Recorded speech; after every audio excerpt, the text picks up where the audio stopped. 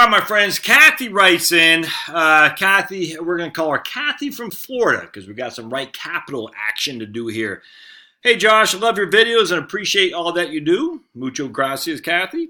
I was wondering if you could do an analysis for people who are on the lower end of the spectrum. How about a single person, 61 years old, with a house, no debts, and around $100,000 in a 401k? The approximate Social Security at retirement age would be about $1,450 or $1,800 if waiting until 70. I'm one of those people who is listening to Dave Ramsey types who made me feel like I'll be eating dog food in my old age. I'm not poor, just efficient with my money. This is one of those ones that ticks me off, to be perfectly honest with you, because I got a guy or lady commented on the YouTube channel yesterday about, if you're only living on Social Security and a little bit of IRA, you're not going to have any life. How could you live? You'll be eating cat food. I'm like, how do you know? You don't know these. I mean, get out of your bubble, man. Not everybody's in highfalutin San Jose or freaking Fairfax, Virginia. There's a huge America out there, my friends. Of what, 330 million people? Household income $60,000. That means more than half, or half those people are households. Let's say 80 million households are living off less than $60,000. They're getting along just fine. Are some poor? Yeah, some people are. The vast majority of America is sitting there eating cat food? No, ain't happening. And don't forget, a lot of these times we're not even including transfer income, i.e. welfare benefits. So, all right, let's dive right into this. I want to show you something here. So if you are in that bubble, just real quick, short story. I can hear all the people, Josh, you talk too long. Man, look, I like this. All right, I'm going, yeah, unfortunately, but I'm going to share stories with you too. So when we lived in Dayton, Virginia, we had next door neighbors, older folks that retired. We've always had older folks around us. It's weird. They like us and we like them. Hey, we had older folks on both sides of us. Our house we bought for $98,000 in 2001, I think. We sold it, ended up selling it for I think $230 because we put another bathroom and another a master bedroom on there. So when we sold it, it had 4 beds, 2 baths. When we bought it, it was 3 and 1, and the beds were tiny. It's only 1,200 square feet when we bought it. When we sold it, I think we added the other bedroom, added another, was it 10, probably 15 by 15, something like that. So I think it's about 1,800 square foot on a nice flat acre, just all kinds of sun. Man, it's freaking perfect. If I knew much about gardening, I would have been on that like white on rice, because our neighbor over here was gardening like a crazy man. Well, anyway, long story short, the neighbor over here, he and his wife, I think he was like a retired machinist working in Bridgewater or something like that. I can't remember. But I mean, he was probably making, $8 an hour most. He's older than us. And he and his wife were retired, just loved him to death. Wonderful people.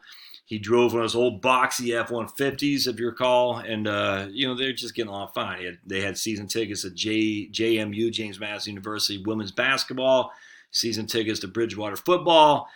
Just a good life, man. $150,000 was their house, nothing fancy.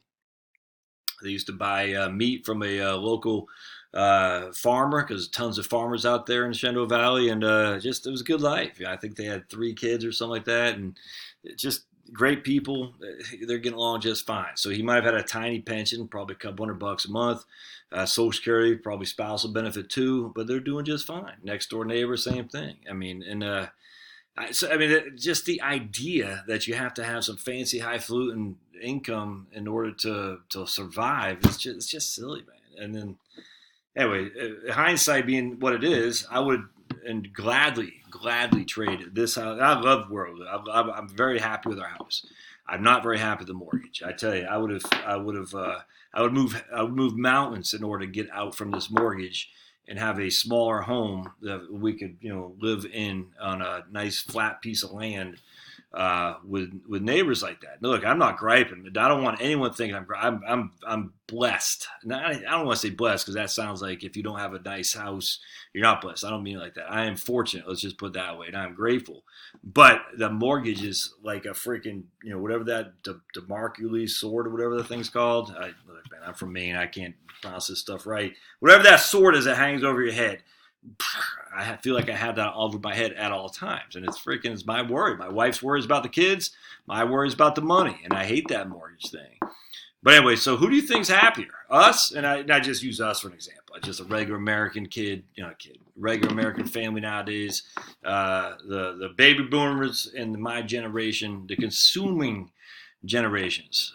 Who do you think's happier? The people who got no debt, living in a $150,000 house, even if they're only bringing in $3,000 a month with Social Security and a pension, or your old buddy Josh with a big fat mortgage. I'll tell you. Anyway, so where I'm getting at here is, if you don't have an idea of what the other half lives, you are in a bubble, because the other half is the majority of Americans. It's just all there is to it, and they're doing just fine. Not all of them, I get it, but I would venture to bet more people on the lower end of the spectrum are doing better financially and mentally than people on the higher end of the spectrum, because the higher end has bigger debts. All right, so let's dive into Kath. We're going to do some right capital stuff. I think it's pretty interesting. Actually, I don't know if she did text me or email me the other. Hold on just a sec. No. All right, I was hoping to see if she had emailed me some information I had asked about in terms of her overall. She did tell me Social Security. I was going to ask about her expenditures that she thinks. I have a pretty good gauge of that, but I forgot what else I was going to ask her. I had something else I was going to ask her. Expenditures or her house value. That's what it was. I was going to ask her what her house value was. So I'm just going with $150,000. All right. So here's old Kathy. We got Kathy in Florida. I forgot to change the name to Mike there. So I still got Mike. That's Kathy. We'll go change it in a second. As you see, we got Kathy. Don't have a trust. So she got 100. We'll get rid of that savings account. We got 102,000 in a 401k, which is all in the S&P 500, and 150,000 in her home. All right, that's it. That's all she's got. All right, so let me just go and change this. We're going to go to profile. We're going to get rid of that cash account. Crack how? Delete. There we go. Oops. Delete. There we go. We're going to change that to Kathy 401k. Oops. All right, and you can see we're just doing S&P 500. All right, so I'm going to show you something here real quick.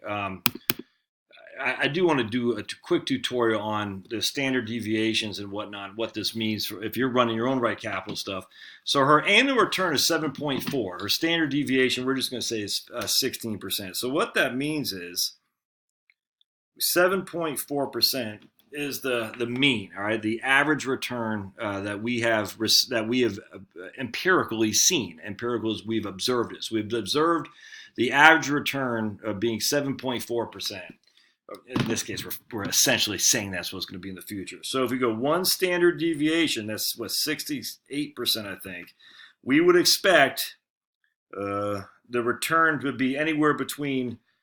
Let me get my trusty calculator right here.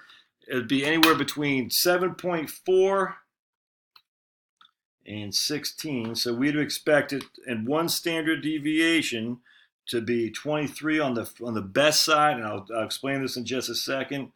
7.4 minus 16 to negative 8.6. That's gonna be hard to see, but let me just show what I'm talking about. So one standard deviation, that's 68% of the time, we would expect the return to be anywhere between negative 8.6 and 23, and that's in 1 year essentially. So in any given year, she could lose could be down 8.6, but be up 23%, 68% of the time. 95% of the time, we would expect the return to be minus 16, minus 24.6, and 23 plus 39.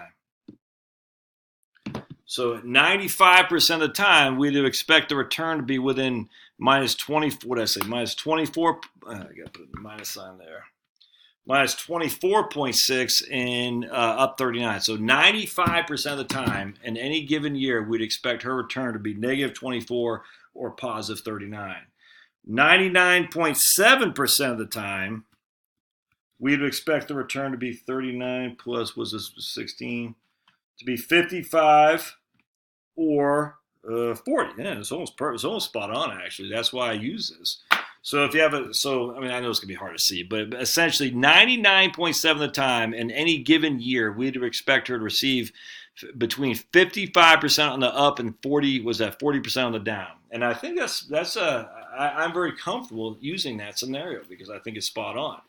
There are always years. Well, we we didn't have any given year that the S&P 500, not in the Great Recession. Off the top of my head, I don't remember the Great Depression. I could easily look it up, but I don't feel like it. But anyway, so essentially that's spot on. So 99.7% of the time, historically, what we're projecting based on historic averages, we could expect the S&P to give us -40 plus 55. Does that make sense? So that is how we figure this out. And so we're not swinging for the fences, but at the end of the day, we expect 7.4 will be the average annual rate of return. And this is how we use these Monte Carlo scenarios, because the Monte Carlo scenarios take that standard deviation, they take the mean return, and they do what I just did there. Within 3 standard deviations, what do you expect for your overall return relative to random sequence of events? I hope that makes sense, but I just thought it'd be interesting to share that with you, because I don't think I've ever told you how that works. It's important to know. And that's why it's so important to know what your standard deviation you're using in return on any software you're looking at. Because if you're using a standard deviation, say 5, and an average return of 8, and you'd have to justify that, because that's not much volatility in terms of your negative side. And people, no one cares on the positive, they just care on the negative. I just showed you on the negative right now, you could lose 40% on any given year. And ironically, that's exactly what happened in 2008, 37%. All right, so let's keep going. So now we got, all right, so I want to show you the profile for Miss Kathy here. We already talked about her 401k. She got $100,000 in Vanguard 500. We already talked about her property. She has $150,000 in her home that's paid for. That's the critical thing. $1,500 property tax, $800 annual insurance for homeowners insurance. We're going to have her retiring. Actually, let's go first and foremost. Her income is $18,000 a year. That's what she makes. She makes $18,000 a year. Her Social Security benefit, she just told me, is $1,450 at her full retirement age. And because she was born in 1958, her FRA is 66 and 8 months. 66 and 8 months, because so that's, I mean, basically that's what it is. FRA of 1959 is 66 and 10 months. FRA in 1957 is 66 and 6 months. And then, of course, if you're born in 1960 or beyond, it's 67. So at her full retirement age, she's going to get $1,450, and we're going to have her starting at the FRA. And we can't, I don't think it allows us to do, no, it doesn't. Okay. So we're just going to say we're starting at her FRA. All right, so now she's saving, I think I had her saving 3% a year. Let's see here. Yeah, 3% to her 401k with a match of 3%. There we go. Boink. That's what we're going to say. All right. All right, so now what's her expenses? Well, if she's only making $18,000, her expenses are $1,100 a month, and I'll show you why. Because if we go to retirement, we can't have significant more expenses than we have income, because she has no debt. I mean, so that won't work. I mean, so we could very easily figure this out. Kathy, you have $18,000 of income. You can't have $25,000 of expenses if you still have no debt, because that won't work. I hope that makes sense. So in this case, she has no debt. She makes $18,000. She's not adding to her debt. So inherently, her expenses are $18,000 when all said and done. And so that's what I've done here. I basically said, look, we got a little bit of net outflows with just jump change. So I essentially got $18,000 as her total outflows with taxes. $18,000 goes up a little bit to $19,000.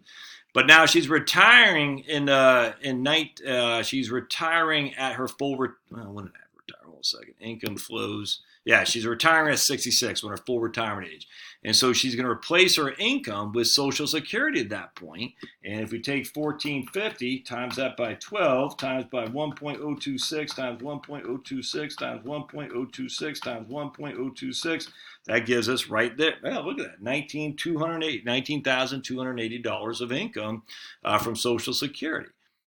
Interesting, huh? Because she was making what? She was making $18,000. Actually, when she retired, she was making almost identical what her Social Security is. So I have a sneaky suspicion her taxes are going to be minimal at best. And yes, her taxes are gone. Watch this. Crack. How? Why are her taxes gone? Because she has no income. And look at that. The biggest tax she has is FICA. FICA doesn't stop because you're poor or on the lower end of the spectrum. I hate to say poor as if it's a disparaging. It's not relative to what everyone thinks in society it is. You're only making $18,000 a year. You're poor. Oh, and she's like, dude, I'm getting along just fine because I got no mortgage. The issue is that FICA is her biggest burden. I'm going to do another video on that. How FICA is the is the unseen cost that a lot of people don't recognize when it comes to retirement or working for sure. When you're not working, you don't have FICA. All right, so let's go back to cash flows. All right, so now she's making $19,000, almost identical to what she was making in income, but now she's got health expenses. So if we go to expenses, you see I got her, basically $5,000 a year in health expenses, simply due to the fact that we got Medicare B, Medicare D, Medigap, and if she's on Florida, Medicare Advantage will probably do just fine, but I'm still using a 5,000 rounded number for healthcare expenses. So what we'll see here is that her income flows, she's running deficits here. All right, so she's running deficits at $4,000 a pop, deficits, until her IRA required minimum distribution kicks in, and now she's doing just fine. So she has surpluses, and as you can see, surpluses because she's staying in stocks. So she's fine. Now, what we'll see here, we go to analysis, you'll say it's only a 72% probability of success. And well, that's because those standard deviations are pretty high, which means sometimes there is a risk that she could run out of money. And what we'll see here is at the 5% confidence level, and when she's 80 years old, she has no money.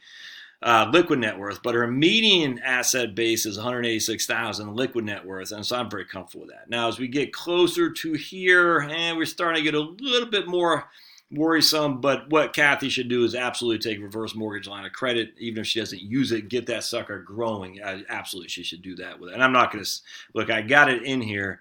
If I wanted to if we needed the income, I would have done a reverse mortgage. We just don't need to here. Why? Because she has a 75% probability or 72 probability of success. And the reason she does that only have 72% is because of volatility. The 16% standard deviation, where in any given 1 year, there's a 40%, she could lose 40% of her assets. Not likely to happen, but it could. I mean, it did in 2008. So that's a concern we have. So that's why it only gives her a 72%. Frankly, it doesn't. That's fine to me. She's going to be just fine without question. And she could always call on her home. She could always do a couple things. So let's see, though, if we said, let's take Social Security later at 70. Actually, we can probably just go right here. Let's go to down here to action items. Action items. And we're going to do Social Security. Let's see what happens when we take it at 70. So right now, she's got a median liquid net worth of $160,000 when she dies with a 72% probability.